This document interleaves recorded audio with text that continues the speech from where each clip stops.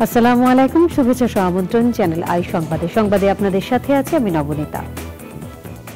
বিস্তারিত সংবাদের শুরুতেই জানিয়ে দিচ্ছে সুপার ফ্রেশ ফর্টিফাইড সয়াবিন তেল সংবাদ শিরোনাম।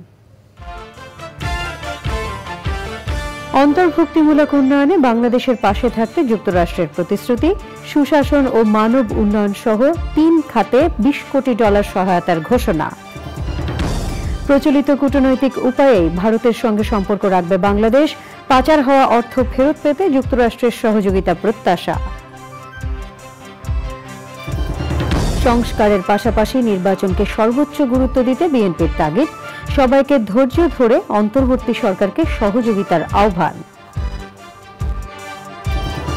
কক্সবাজারে বন্যা পরিস্থিতির উন্নতি হলেও পানিবন্দী 50,000-এরও বেশি মানুষ, সোমবার থেকে পরিস্থিতি স্বাভাবিক হওয়ার পূর্বাভাস। এবং গণ অভ্যুত্থানের ধারক হিসেবে নতুন রাজনৈতিক দল অপরিহার্য বলছে টিআইবি, ইতিবাচক সহযোগিতায় কেন্দ্রীয় সমন্বয়কদের আহ্বান।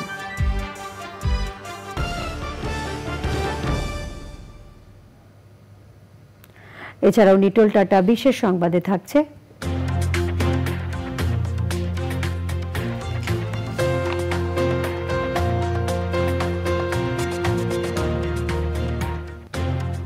ছায়া জাতিসংঘের আদলে শিক্ষার্থীদের শান্তি প্রতিষ্ঠায় বার্তা প্রদানের খবর।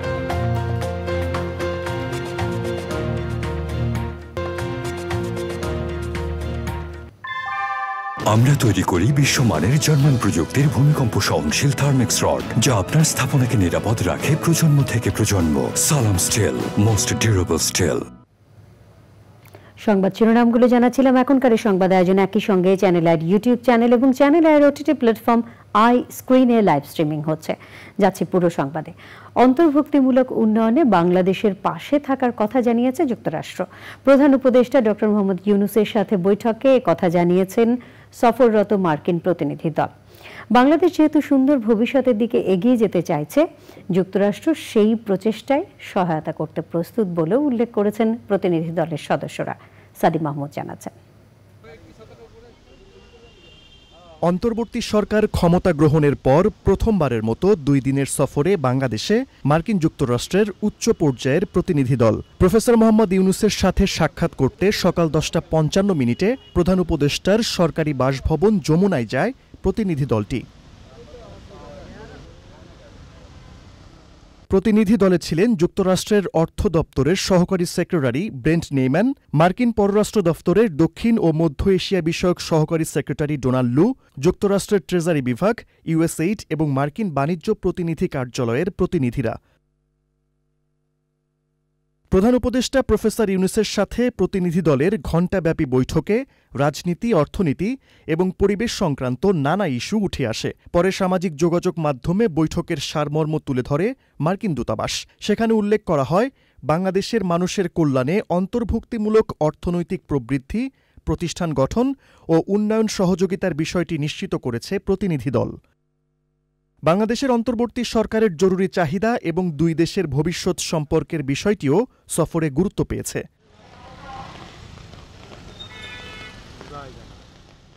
সাদি মাহমুদ, চ্যানেল আই, ঢাকা। বাংলাদেশের মানুষের সমৃদ্ধি এবং অন্তর্ভুক্তিমূলক উন্নয়নে নতুন সরকারের সঙ্গে ঘনিষ্ঠ থেকে কাজ করবে যুক্তরাষ্ট্র। সুশাসন ও মানব উন্নয়ন সহ 3 খাতে বাড়তি $20 কোটি দেওয়ার ঘোষণা দিয়েছে দেশটি। যুক্তরাষ্ট্র সরকারের উন্নয়ন অর্থায়ন বিষয়ক সংস্থা ইউএসএআইডির উপসহকারী প্রশাসক আঞ্জেলিক কোর বলেছেন, দৃশ্যমান উন্নতি এবং মানুষের আত্মবিশ্বাসকে জাগিয়ে তুলতে কাজ করছেন তারা। অর্থ উপদেষ্টাও বলেছেন, সুনির্দিষ্ট কর্মপরিকল্পনা দিতে পারলে সহযোগিতার অভাব হবে না। রিজভি নওয়াজ জানাচ্ছেন। বৃষ্টিস্নাত সকালে রাষ্ট্রীয় অতিথি ভবন পদ্মায় বাংলাদেশ যুক্তরাষ্ট্র সরকারের উচ্চ পর্যায়ের বৈঠক। দেশটির দক্ষিণ ও মধ্য এশিয়া বিষয়ক সহকারী পররাষ্ট্রমন্ত্রী ডোনাল্ড লু এবং অর্থ বিভাগের আন্তর্জাতিক অর্থায়ন বিষয়ক সহকারী সেক্রেটারি ব্রেন্ট নেইম্যান সহ একটি প্রতিনিধি দল ছিলেন বৈঠকে। উদ্দেশ্য the development objective grant agreement DOAG বিষয়ক চুক্তি সই। We just signed moments ago our newest development agreement with the interim government that is for over $200 million. We have consulted, listened, and worked with the interim government, and now we're here ready to deliver with this agreement. This new agreement highlights the priorities of the interim government, focused on an inclusive growth and prosperity for the people of Bangladesh. 2021 সালে 5 বছর মেয়াদী ডিওএজি চুক্তির আওতায় প্রায় $100 কোটি অর্থ সহযোগিতার প্রতিশ্রুতি আছে যুক্তরাষ্ট্রের। এ পর্যন্ত ছাড় হয়েছে $42 কোটি। রোববার সই করা চুক্তির ফলে আরও $20 কোটি পাবে বাংলাদেশ। আমাদের আলাপের মূল বিষয়বস্তু হলো ওদের ট্রেজারি ডিপার্টমেন্টের সাথে আর USAID, বিশেষ করে আর্থিক সংস্কার এবং আর্থিক খাতে যেগুলি সহযোগিতা এগুলি দরকার সেটা, আর দ্বিতীয়ত বাণিজ্যের ক্ষেত্রে বাণিজ্যে আমরা এক্সপোর্ট ডাইভার্সিফিকেশন এবং এক্সপোর্ট বা আমাদের বাণিজ্যের ব্যাপারে অন্যান্য কারিগরি সহায়তা বা বাজার এক্সপ্লোর করার এই সমস্ত আলোচনা হয়েছে। ওরা বলেছে আমরা ডেফিনিট কর্ম পরিকল্পনা নিয়ে আমরা এগুবো, এগুলো তারা এবারে সহযোগিতা করার আশ্বাস দিয়েছে। 1974 সালে প্রথম চুক্তি সইয়ের পর এ পর্যন্ত বাংলাদেশকে $8 বিলিয়ন সহযোগিতা দিয়েছে যুক্তরাষ্ট্র। রিজভিনা ওয়াজ, চ্যানেল আই, ঢাকা। প্রচলিত কূটনৈতিক উপায়েই ভারতের সঙ্গে সম্পর্ক রক্ষিত হবে, অন্য কোনো দেশের মাধ্যমে নয় বলে ইঙ্গিত দিয়েছেন পররাষ্ট্র সচিব জসিমউদ্দিন। সফররত মার্কিন প্রতিনিধি দলের জন্য আয়োজিত মধ্যাহ্নভোজ শেষে সচিব জানান, পরিবর্তিত পরিস্থিতি সম্পর্কে তাদের অবহিত করার পাশাপাশি বাংলাদেশের পুনর্গঠন, আর্থিক ও মৌলিক সংস্কার আর পাচার হওয়া অর্থ ফেরত পেতে যুক্তরাষ্ট্রের সহযোগিতা নিয়ে কথা হয়েছে। পান্তুর রহমান জানাচ্ছেন। ডক্টর ইউনূসের নেতৃত্বে অন্তর্বর্তী সরকার আমলের প্রথম উচ্চ পর্যায়ের সফরে ঢাকায় মার্কিন প্রতিনিধি দল। দেশটির রাজস্ব ও অর্থ দপ্তরের আন্তর্জাতিক অর্থায়ন বিষয়ক সহকারী আন্ডার সেক্রেটারি ব্রেন্ট নেইম্যানের নেতৃত্বে 6 সদস্যের এই দলটি সকালে পররাষ্ট্র উপদেষ্টার সঙ্গে সৌজন্য সাক্ষাতের পর আলোচনায় বসেন অর্থ উপদেষ্টার সঙ্গে। দুপুরে তাদের সম্মানে পররাষ্ট্র সচিবের মধ্যাহ্নভোজের আয়োজন রাষ্ট্রীয় অতিথি ভবন পদ্মায়। ভোজ শেষে যুক্তরাষ্ট্রের পক্ষ থেকে কেউ কথা না বললেও সাংবাদিকদের প্রশ্নের উত্তর দেন পররাষ্ট্র সচিব। অর্থ পাচার সহ অন্যান্য যে সমস্ত বিষয়, সেই বিষয়গুলির প্রাথমিক কথাবার্তা হয়েছে এবং এ বিষয়ে যুক্তরাষ্ট্র যে এক্সপার্টিস আছে সেটা হয়তো আমরা ব্যবহার করব। বাংলাদেশে ভারতের দূতাবাস আছে এবং ভারতে বাংলাদেশের দূতাবাস আছে এবং আমরা যদি দুই দেশের সাথে দ্বিপাক্ষিক স্বার্থ সংশ্লিষ্ট বিষয় নিয়ে আলোচনা করতে চাই, এগুলো আমাদের জন্য প্ল্যাটফর্ম। প্রশ্নের উত্তরে সচিব জানান, নতুন সরকারের প্রেক্ষাপট, সংস্কার আর সহযোগিতা নিয়ে আলোচনা হলেও নির্বাচন নিয়ে কোনো কথা হয়নি। সরকারের সংস্কার পরিকল্পনা সম্পর্কে তারা জানার আগ্রহ ব্যক্ত করেছেন এবং দ্রুততম সময়ের মধ্যে অর্থনৈতিক সংস্কারের বিষয়টি এই সরকারের বিশেষ অগ্রাধিকার বিবেচনায় আর্থিক খাত ও রাজস্ব খাতের সংস্কার, এ বিষয়ে যুক্তরাষ্ট্রের সম্ভাব্য সহযোগিতার ক্ষেত্র, দ্বিপাক্ষিক বাণিজ্য ও বিনিয়োগ বৃদ্ধি, শ্রম পরিবেশ, মানবাধিকার সুরক্ষা, রোহিঙ্গা মানবিক সহায়তা সহ নানা বিষয়ে আমরা আলাপ আলোচনা করেছি। এছাড়া অর্থনৈতিক সম্পর্ক বিভাগ এবং USAID এর মধ্যে বার্ষিক সহযোগিতা চুক্তিটিও আজকে স্বাক্ষরিত হয়েছে। জাতিসংঘ সাধারণ পরিষদ চলার সময় যুক্তরাষ্ট্রের প্রেসিডেন্ট জো বাইডেনের সঙ্গে ডক্টর মোহাম্মদ ইউনূসের আনুষ্ঠানিক কোনো বৈঠক না হলেও ভোজ সভায় তাদের দেখা হওয়ার সম্ভাবনার কথা জানান পররাষ্ট্র সচিব। পান্থর রহমান, চ্যানেল আই, ঢাকা।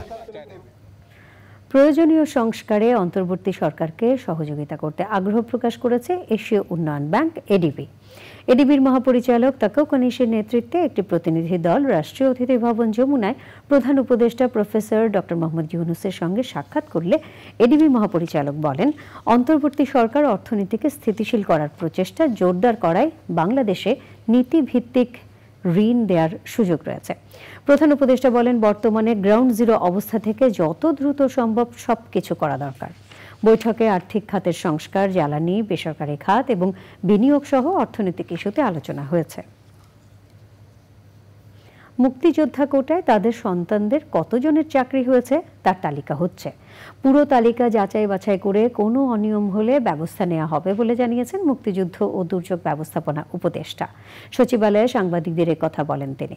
আরও জানাচ্ছেন রফিকুল বাশা। মুক্তিযোদ্ধা কোটায় সরকারি ও আধা সরকারি প্রতিষ্ঠানে কতজনের চাকরি হয়েছে তার তালিকা হচ্ছে। এখানে কোনো অনিয়ম হয়েছে কিনা তা খতিয়ে দেখা হচ্ছে। সকল মন্ত্রণালয়, দপ্তর, অধিদপ্তরে চিঠি দিয়ে মুক্তিযোদ্ধা কোটায় চাকরিপ্রাপ্তদের তালিকা চাওয়া হয়েছে। মুক্তিযোদ্ধা সন্তানের কোটায় সরকারি এবং আধা সরকারি প্রতিষ্ঠানে কতজনের চাকরি হয়েছে তার একটি তালিকা প্রস্তুত করা হচ্ছে। সেখানে যাদের চাকরি হয়েছে তারা প্রকৃত মুক্তিযোদ্ধার সন্তান কিনা আর ন্যায্যভাবে হয়েছে কিনা বিষয়টি আপনাদের কাছে উপস্থাপন করব। মুক্তিযুদ্ধ তো আমাদের জাতীয় জীবনে অনন্য ঘটনা, এটাকে তো আমরা হাসি মস্করা দিয়ে কিংবা অবহেলা দিয়ে তো এটাকে আমরা নষ্ট করতে পারি না। যদি কেউ মুক্তিযোদ্ধা না হয়ে মুক্তিযোদ্ধা সুবিধাদি গ্রহণ করে থাকে, এটা তো শাস্তিযোগ্য অপরাধ। সাংবাদিকদের উপদেষ্টা আরও বলেন, ভুয়া মুক্তিযোদ্ধা বিষয়ক ৩,০০০-এর বেশি মামলা রয়েছে। অনেকে রিট করে মুক্তিযোদ্ধা বিষয়ে সুযোগ সুবিধা নিচ্ছেন। রিট করা আছে, এই মামলাগুলোকেও এখানে অ্যাড্রেস করা হবে। মুক্তিযোদ্ধা হওয়ার প্রক্রিয়ার মধ্যে এটা প্রাতিষ্ঠানিক বিষয় ছিল, যেটা হচ্ছে জাতীয় মুক্তিযোদ্ধা কাউন্সিল নামে এটা গঠন করা হয়েছে। জাতীয় মুক্তিযোদ্ধা কাউন্সিল এই মুক্তিযোদ্ধা কারা হবেন না হবেন সেটা নির্ধারণ করে দিত। মন্ত্রণালয় শুধু ওই তাদের নির্ধারিত হওয়া বিষয়টি এক্সিকিউশনে যেত, কাজ করত। এই বিষয়টা আছে, এটার আইনগত বিষয়গুলো খতিয়ে দেখা হচ্ছে। এখানে আগে এইগুলি সম্পন্ন হওয়ার পরে আপনারা যেটা বলছেন, বহু জায়গা থেকেও এরকম অভিযোগ আসছে যে ভুয়া মুক্তিযোদ্ধা হয়েছে। মুক্তিযোদ্ধার সংজ্ঞার ক্ষেত্রেও আপত্তি আছে। সচিবালয়ে অস্ট্রেলিয়ান রাষ্ট্রদূত সৌজন্য সাক্ষাৎ করেন দুর্যোগ ব্যবস্থাপনা ও ত্রাণ এবং মুক্তিযুদ্ধ বিষয়ক উপদেষ্টার সাথে। এই সময় বন্যার্তদের পুনর্বাসন কর্মসূচিতে অস্ট্রেলিয়ার রাষ্ট্রদূত সহযোগিতার আশ্বাস দিয়েছেন বলে জানান উপদেষ্টা। Rafiqul Bashar, channel I, Dhaka. BNP নেতারা বলেছেন, গণতন্ত্র পুনরুদ্ধারে ফ্যাসিবাদের বিরুদ্ধে আন্দোলনে বিএনপির ভূমিকা ছোট করে দেখার সুযোগ নেই।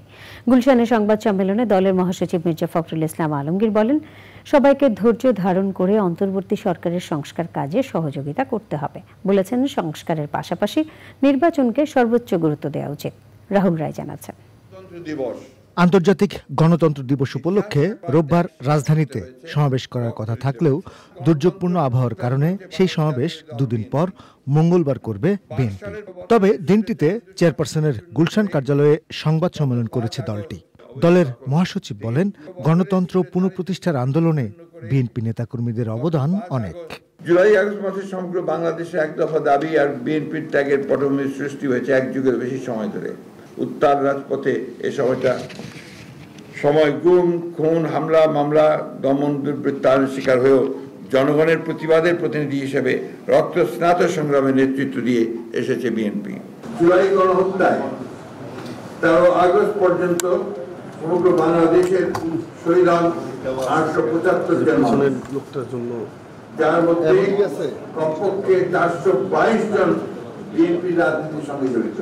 অন্তর্বর্তী সরকারকে সব ধরনের সংস্কার কাজে নেতাকর্মীদের সহযোগিতা করার আহ্বান জানিয়েছেন তিনি। আমাদের যেটা সবচেয়ে বড় প্রয়োজন সেটা হচ্ছে আমাদের ঐক্য অটুট রাখা, ধৈর্য রাখা, এই সরকারের সমস্ত কাজকে আপনার সমর্থন দিয়ে এগিয়ে নিয়ে যাওয়ার চেষ্টা করা, নির্বাচন কেন্দ্রিক যে সংস্কারগুলো প্রয়োজন, অর্থাৎ নির্বাচন কমিশন, প্রশাসন, আপনার আইন শৃঙ্খলা বাহিনী, জুডিশিয়ারি, এর কথাগুলি আমরা বলেছি। সংস্কার কমিটি তো করা হয়েছে, বদির আলম মজুমদার সবকে নিয়ে বলে, তাই না? আমার তো মনে হয় অতি দ্রুত, এটা 2 মাসও লাগার কথা না, এবং 2 মাসের মধ্যেই উনি যদি দিয়ে দেন তার একটা নির্বাচন করে করতে হবে। মির্জা ফখরুল বলেছেন, ষড়যন্ত্র এখনো চলছে আর তা রুখতে সবাইকে ঐক্যবদ্ধ থাকতে হবে। রাহুল রায়, চ্যানেল আই, ঢাকা। কক্সবাজারে বন্যা পরিস্থিতির উন্নতি হলেও জলাবদ্ধতায় ডুবে আছে কয়েকটি উপজেলার প্রায় অর্ধশত গ্রাম। 50,000-এরও বেশি মানুষ পানিবন্দী। নিম্নচাপের প্রভাবে উত্তাল বঙ্গোপসাগরে এখনো পর্যন্ত ট্রলার ডুবির ঘটনায় 6 জেলের মরদেহ উদ্ধার করা হয়েছে। উপকূলীয় অঞ্চলের নদী বন্দরের জন্য 2 নম্বর নৌ হুঁশিয়ারি সংকেত দিয়েছে আবহাওয়া অফিস। সোমবার থেকে রাজধানী সহ দেশের পূর্বাঞ্চলে বৃষ্টি কমে আবহাওয়া পরিস্থিতি স্বাভাবিক হওয়ার পূর্বাভাস দেওয়া হয়েছে। জানাতুল বাকিয়া কেকা জানাচ্ছেন। বঙ্গোপসাগরে সৃষ্ট নিম্নচাপের প্রভাবে চট্টগ্রাম ও কক্সবাজারে টানা ভারী বৃষ্টিপাতে বন্যা পরিস্থিতি দেখা দেয়। রবিবার সকাল থেকে বৃষ্টি কমে আসায় কক্সবাজারে পরিস্থিতির উন্নতি হচ্ছে। তবে এখনও সাগর উত্তাল থাকায় পানি দ্রুত নামতে না পারায় জলাবদ্ধতা সৃষ্টি হয়েছে। বঙ্গোপসাগরে গত কদিনে ট্রলার ডুবির ঘটনায় রবিবার সকালে আরও একটি মরদেহ পাওয়া গেছে। এই নিয়ে ট্রলার ডুবিতে 6 জেলের মৃতদেহ উদ্ধার হলো। গতকালকেও যে মরদেহ ভেসে আসছিল, আজকেও সেম একটি মরদেহ ভেসে আসছে। সে খবরটি আমরা নিশ্চিত হয়েছে আমাদের একজন লাইফগার্ড সদস্যের মাধ্যমে। আবহাওয়া অফিস বলছে শনিবার সকাল থেকে 24 ঘন্টায় সর্বোচ্চ বৃষ্টিপাত হয়েছে বরিশালের পটুয়াখালীতে 223 মিলিমিটার। টানা বর্ষণে হাঁটু পানিতে ডুবে যায় বরিশাল নগরী। মানুষের দুর্বিষহ খুবই চলাফেরা খুব অসুবিধা হয়ে যাচ্ছে এবং বিভিন্ন অলিতে গলিতে প্রায় তলিয়ে যাচ্ছে এবং মানুষের হাঁটা চলা ঘর বাড়ি সব তলিয়ে যাচ্ছে। বঙ্গোপসাগরে গত বুধবার সৃষ্ট নিম্নচাপটি 13 সেপ্টেম্বর মধ্যরাতে উপকূলে উঠে স্থল নিম্নচাপে পরিণত হয়। জান্নাতুল বাকিয়া কেকা, চ্যানেল আই, ঢাকা। বৈষম্য বিরোধী ছাত্র আন্দোলনের মাধ্যমে যে নতুন প্রত্যাশা সৃষ্টি হয়েছে সেই চেতনার ধারক হিসেবে এখন নতুন রাজনৈতিক দলের অপরিহার্যতা রয়েছে বলে মনে করেন ট্রান্সপারেন্সি ইন্টারন্যাশনাল বাংলাদেশ টিআইবির নির্বাহী পরিচালক ও দুর্নীতি দমন সংস্কার কমিটির প্রধান ডক্টর ইফতেখারুজ্জামান। নতুন বাংলাদেশে বৈষম্য বিরোধী আন্দোলনের চেতনার সুফল পেতে ইতিবাচক সহযোগিতার আহ্বান জানিয়েছেন কেন্দ্রীয় সমন্বয়করা। রোকসানা আমিন জানাচ্ছেন।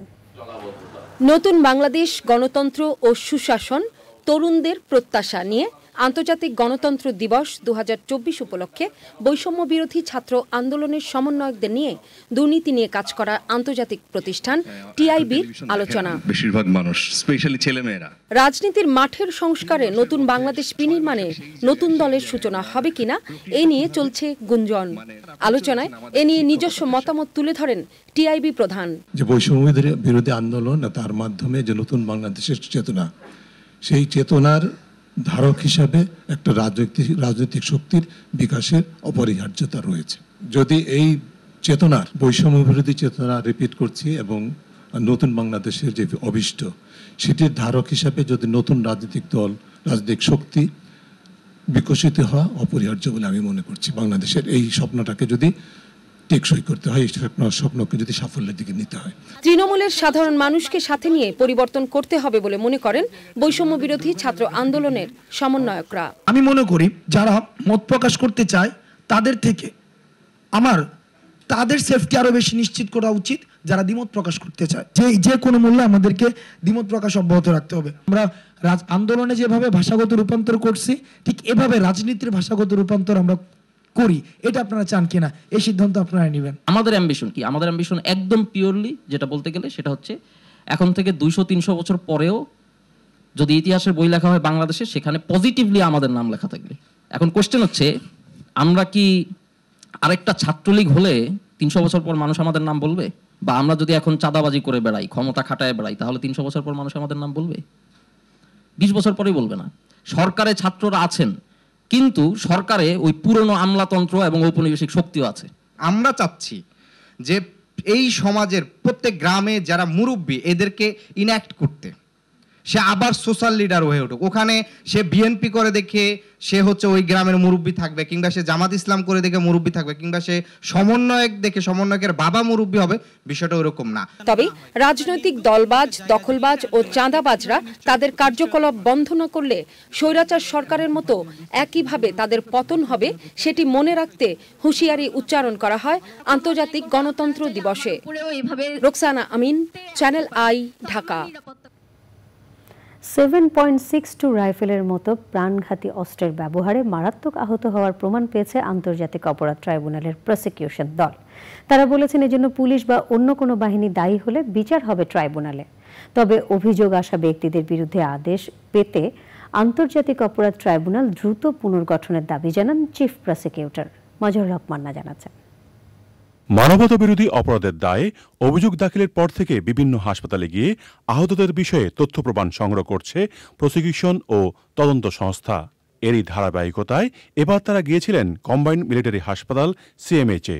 ছাত্র জনতার আন্দোলনে আহত 1000-এরও বেশি মানুষ এখানে চিকিৎসা নিয়েছেন। এখানে বেশ কিছু আলামত পেয়েছে তদন্ত সংস্থা। মারণঘাতী যে অস্ত্র, এই যে বুলেট যেটা সেনাবাহিনী ব্যবহার করে, যুদ্ধক্ষেত্রে ব্যবহার করে, যার প্রমাণ আমরা আহতদের দেহে, তারপরে অপারেশন থিয়েটার থেকে বের করা বুলেটে এবং অন্যান্য যে সমস্ত প্রমাণাদি আছে, আহতের ধরন, তারপরে নিহতদের যা শরীরে যা কিছু চিহ্ন আছে, সব কিছু থেকে এটা নিশ্চিত হওয়া গেছে। সাধারণ অভিযুক্ত ছাড়াও বিভিন্ন বাহিনীর সদস্যদের বিচার ও ট্রাইব্যুনাল গঠনের বিষয়ে কথা বলেন চিফ প্রসিকিউটর। দাবি জানিয়েছে দ্রুততম সময়ের মধ্যে ট্রাইব্যুনালটা পুনর্গঠনের ব্যাপারে, কারণ ট্রাইব্যুনাল পুনর্গঠিত না হলে আদালতের কাছ থেকে অনেকগুলো নেসেসারি আদেশ আমরা নিতে পারছি না। যত বাহিনী আছে তাদের যে কেউ যদি কোনো অপরাধ করে এবং এইটার সাথে কোনো রাষ্ট্রীয় যত প্রশাসন যন্ত্র আছে, ক্যাবিনেট আছে, প্রাইম মিনিস্টার আছে, পরবর্তী লেভেলের যত কিছু আছে, রাষ্ট্র কাঠামোর যে কমান্ড স্ট্রাকচার আছে, প্রত্যেককেই এই আইনের অধীনে বিচারে আসতে। মানবতাবিরোধী অপরাধ সংক্রান্ত তথ্য প্রমাণ দিয়ে সহযোগিতা করতে সাধারণ মানুষদের প্রতি আহ্বান জানিয়েছে প্রসিকিউশন।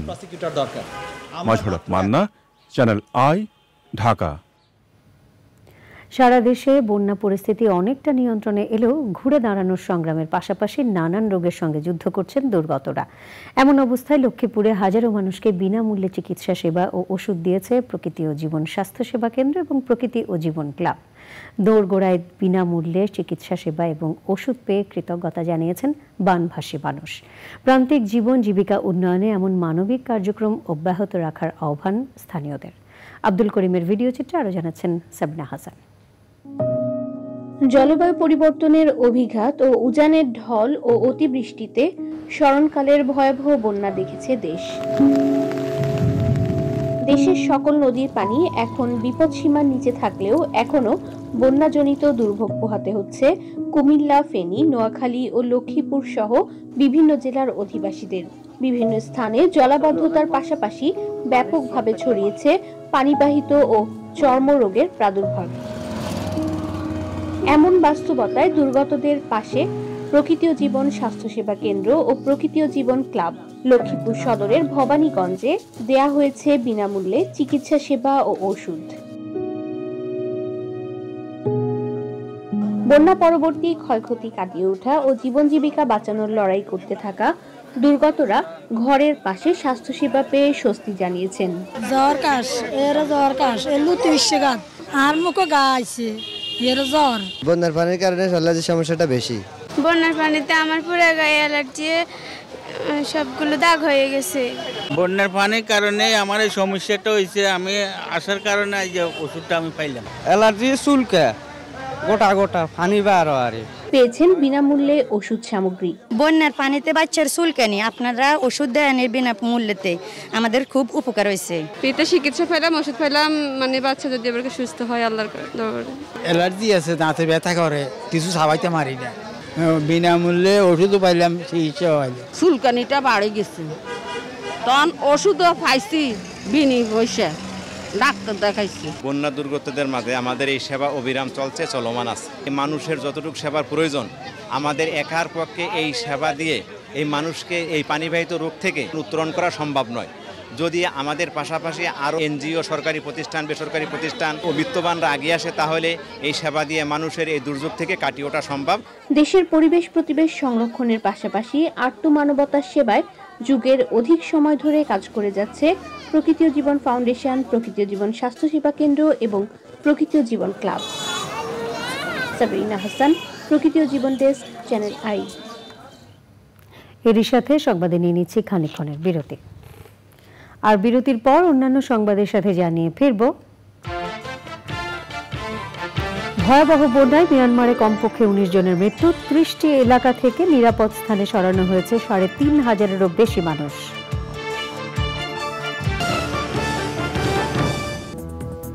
বিরতির পর আমন্ত্রণ আরও একবার। বাংলাদেশ উন্মুক্ত বিশ্ববিদ্যালয়ের উপাচার্য হিসেবে যোগদান করেছেন ঢাকা বিশ্ববিদ্যালয়ের পদার্থবিজ্ঞান বিভাগের অধ্যাপক ডক্টর এ.বি.এম. ওবায়দুল ইসলাম। রোববার বাউবির গাজীপুর ক্যাম্পাসে যোগদান করেন তিনি। এর আগে গত বৃহস্পতিবার মাধ্যমিক ও উচ্চশিক্ষা অধিদপ্তর এক প্রজ্ঞাপন জারি করে তাকে নিয়োগ দেয়। শিক্ষা, গবেষণা, রাজনীতি ও বিজ্ঞান বিষয়ে ডক্টর ওবায়দুলের রয়েছে বর্ণাঢ্য ক্যারিয়ার।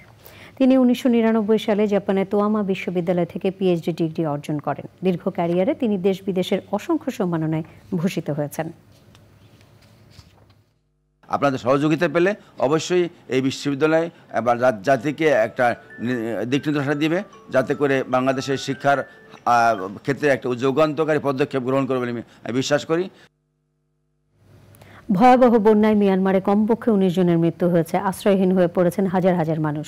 মিয়ানমারের রাজধানী নেপিদো, মান্দালায়, বাগো, মন, কারেন ও শান রাজ্যের অন্তত 10টি শহর বন্যা কবলিত।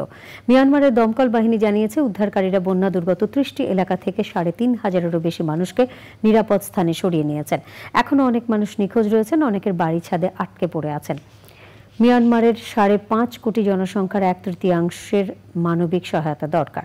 রেডক্রস সহ বহু দাতব্য সংস্থা দেশটির অনেক এলাকায় বিধি নিষেধ ও নিরাপত্তা ঝুঁকির কারণে কার্যক্রম পরিচালনা করতে পারছে না। ভিয়েতনামে আঘাত হানা টাইফুন ইয়াগির প্রভাবে গত সপ্তাহের মাঝামাঝি থেকে মিয়ানমারে ভারী বৃষ্টি ও বন্যা শুরু হয়। এবারে আই স্ক্রিন সাংস্কৃতিক সংবাদ।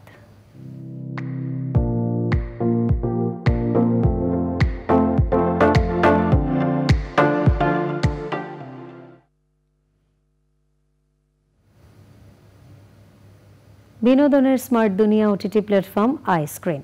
এই প্ল্যাটফর্মে শিগগিরই আসছে মঞ্চ নাটক তীর্থযাত্রী। নাটকটির গল্প গড়ে উঠেছে যুদ্ধ শেষে অবসন্ন 3 সৈনিককে ঘিরে। হুমায়ুন কবিরের গল্পে নাটকটি পরিচালনা করেছেন তৌকির আহমেদ। 20 সেপ্টেম্বর থেকে নাট্যকেন্দ্র দল এর পরিবেশনায় তীর্থযাত্রী মঞ্চ নাটকটি আই স্ক্রিনে উপভোগ করতে পারবেন দর্শক।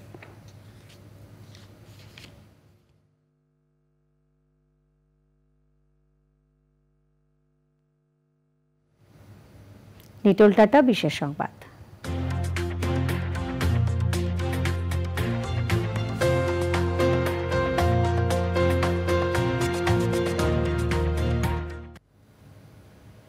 জাতিসংঘ সম্মেলনের আদলে দেশে শান্তি প্রতিষ্ঠার বার্তা নিয়ে বিভিন্ন স্কুলের শিক্ষার্থীদের অংশগ্রহণে অনুষ্ঠিত হয়েছে ইম্পেরিয়াল মডেল ছায়া জাতিসংঘ। রাজধানীর গুলশানে একটি হোটেলে এই আয়োজন করে international global affairs council.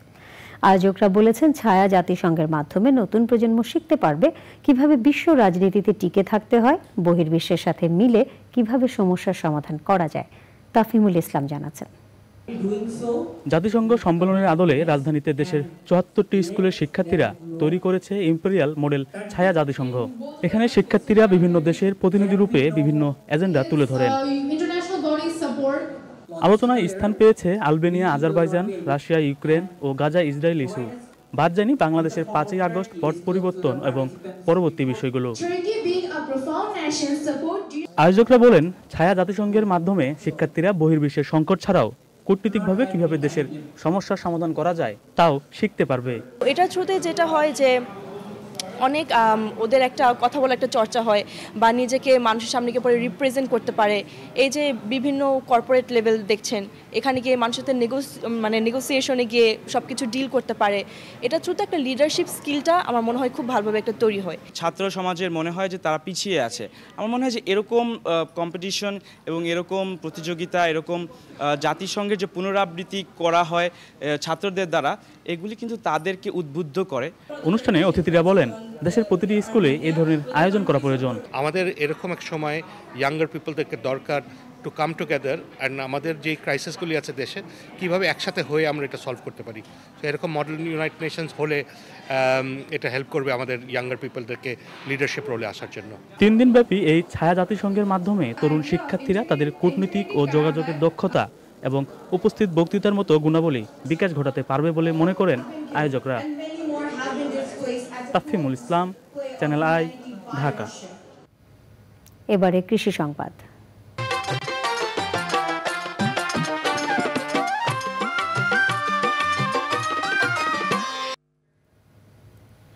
Meherpur জেলায় এবার করলার ভালো ফলন হয়েছে। প্রথম দিকে বাজার দর কম থাকলেও বর্তমান বাজার দরে সন্তুষ্ট চাষি। বিঘা প্রতি 60 থেকে 70 হাজার টাকার করলা বিক্রির আশা করছেন চাষিরা।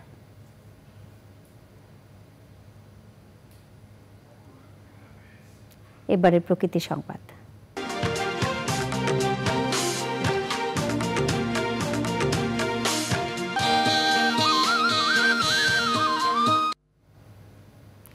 সম্প্রতি ভয়াবহ বন্যায় চট্টগ্রামের চেঙ্গি, মাইনী ও হালদা নদীর 167 পয়েন্টে 23.5 কিলোমিটার বেড়িবাঁধ ভেঙে গেছে। এতে ফটিকছড়ি এবং হাটাজারির লাখো মানুষ চরম আতঙ্কে দিন কাটাচ্ছেন। বেড়িবাঁধ দ্রুত সংস্কার করা না হলে ভারী বর্ষণে আবারও বন্যায় ডুবে যেতে পারে বিস্তীর্ণ জনপদ। তবে টেকসই ব্যবস্থা নিতে এরই মধ্যে উদ্যোগ নিয়েছে পানি উন্নয়ন বোর্ড।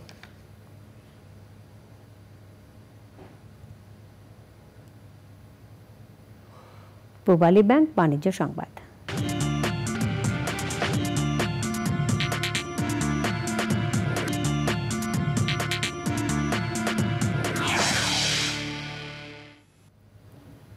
দি Dhaka mercantile cooperative bank limited ডিএমসিবির 2023-2024 অর্থ বছরের বার্ষিক সাধারণ সভা হয়েছে। সকালে পুরাতন বিমানবন্দরের ব্লু স্কাই অডিটোরিয়ামে সভায় সভাপতিত্ব করেন ব্যাংকের চেয়ারম্যান অবসরপ্রাপ্ত বীর মুক্তিযোদ্ধা group captain Abu Jafar Chowdhury PSC, ব্যবস্থাপনা পরিচালক শামসুন নাহার জাফর, অতিরিক্ত ব্যবস্থাপনা পরিচালক জনাব মোস্তাক আহমেদ খান আলমগীর এবং প্রতিষ্ঠানের কর্মকর্তারা। এজিএম 18 সেপ্টেম্বর পর্যন্ত চলবে।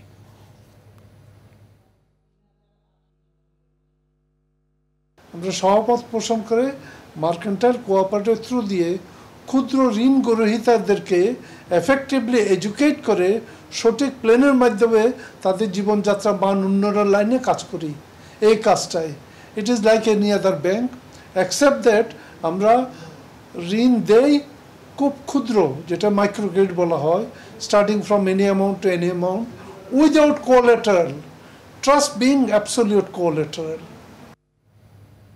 সংবাদে আবারও নিয়ে নিচ্ছে বিরতি, আর বিরতির পর আপনারা দেখছেন চ্যানেল আই সংবাদ। এবারে খেলার খবর।